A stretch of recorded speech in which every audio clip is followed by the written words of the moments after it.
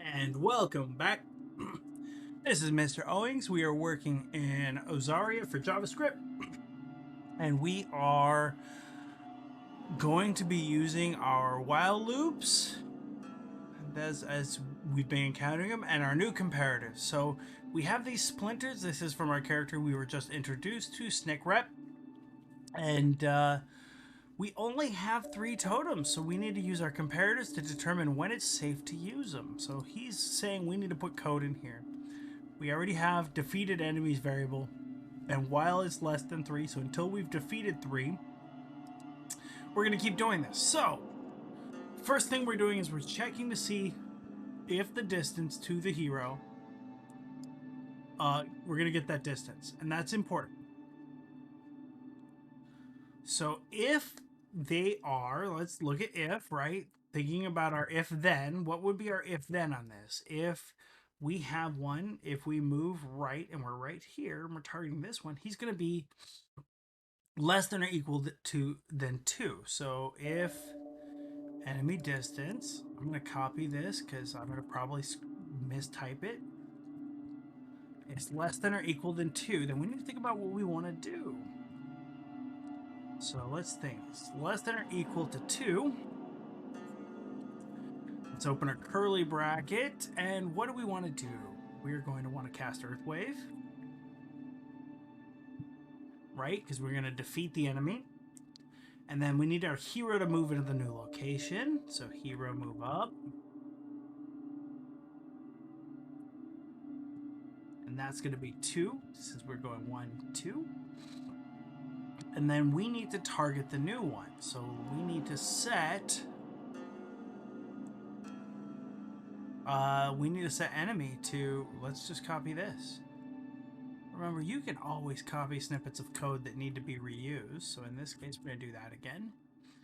And that should be good to get us to the end, right? So if we close that, so let's think this through again, right? Going down the line, while it's less than 3, constantly looping, getting the distance, and when he can defeat him, he moves up, targets that one, and then he's going to keep checking until he can defeat him. Then he's going to move up, target this one, and then do that again. That looks good. And then at the last one, so this would be the first one, he's going to move here, 2, 3, he ends here. So if that works, we should be able to jump over that cavern and run straight to mouse. Let's see. Okay, that's promising. We got the first one. I think we can actually think about what we're going to do after the loop, because it looks like this loop is going to work. Hooray! Yay! So then we should jump right. Right? And then we're going to end up here, so we need to go 1, 2, 3. Oh. He's still looking for a distance. What did I do wrong? There was a major step. We need to take defeated enemies and add 1 to it. I know that there's multiple ways to write this, but I usually use ++ to add 1.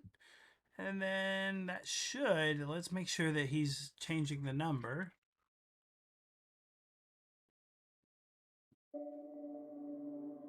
Okay, good.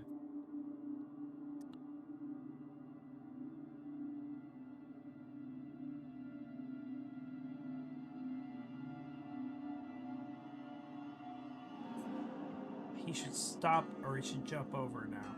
Yeah, okay, good. Now we have 1, 2, 3, so let's move right 3. 3, and I think that ends the level. Let's see it. I'll give you guys a minute to copy it down.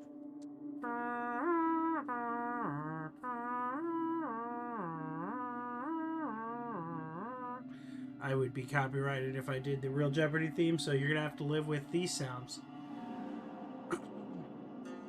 Do do do dooey dooey dooey doo doo doo dooey dooey dooey. I apologize for anybody who's still stuck with my antics here. All right, that looks good. Have a good one.